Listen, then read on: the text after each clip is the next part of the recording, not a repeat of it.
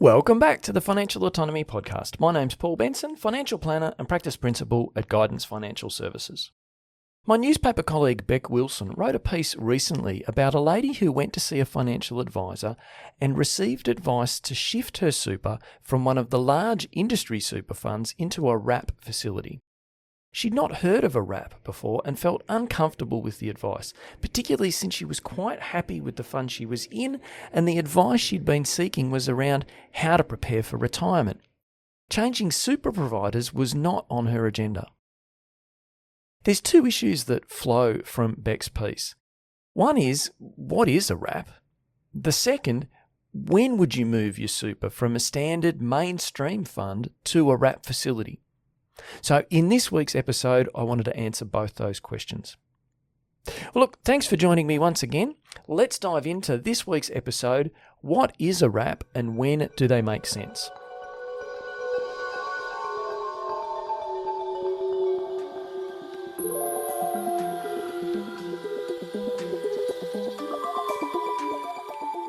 Okay, so let's start. What is a wrap? A wrap is an administration solution for investments.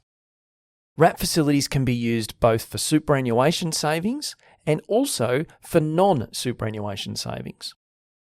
Once you establish a wrap account, it can hold a wide array of different investments and provide you with high-quality reporting and loads of functionality.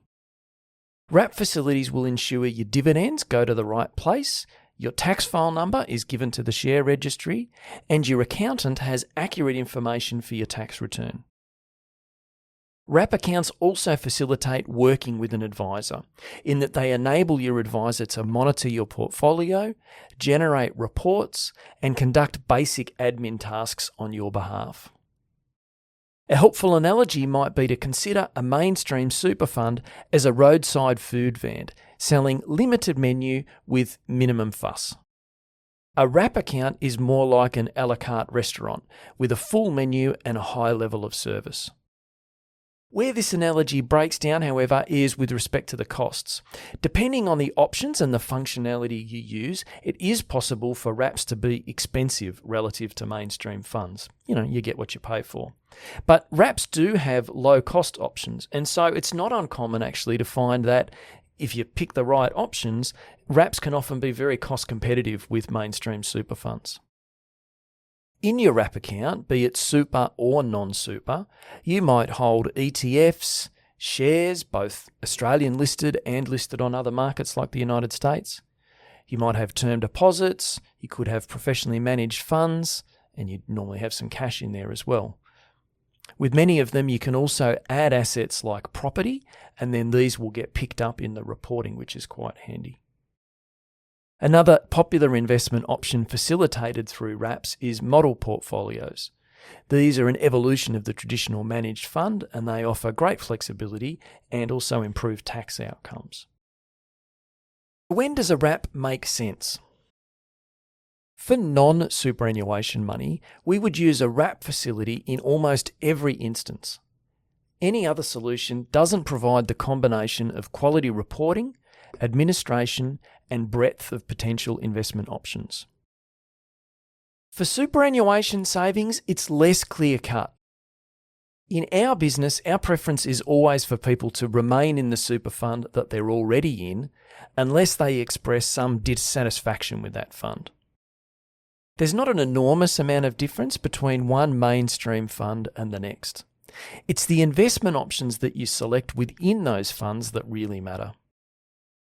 We might use a wrap facility for super where someone wants more customisation than a mainstream fund could offer, or perhaps where someone has been in a more niche fund, maybe sponsored by a former employer, and is now looking for a more appropriate and lower cost solution. We might also use a wrap where someone has a large super balance and we need to get quite involved in its management. As mentioned earlier, wrap facilities have a far greater capacity for the advisor to monitor and perform basic admin tasks than is the case with a mainstream super fund. As an example, if someone were in pension mode and needed to alter how much they wanted to draw each month, an advisor can get this done with a few clicks in a wrap account, whereas in a mainstream fund there'd be paperwork and signatures required, and the process would take a week or more. So, was this lady right to be concerned? Well, possibly. Perhaps the advisor was recommending she shift because the current fund that she was in was expensive, and they could find a better deal for her through a wrap facility. Alternatively, though, it could be that the advisor might have worked for a business that had in-house model portfolios. So I mentioned model portfolios earlier, and most of them are provided by mainstream fund managers, so your BlackRocks and your VanEck and your BetaShares and those sort. But there are some businesses that have their own in-house models. So these businesses are effectively funds management businesses, and they kind of put a financial advice badge, tacked on the front door. For a business like this, their main game is to attract money to manage.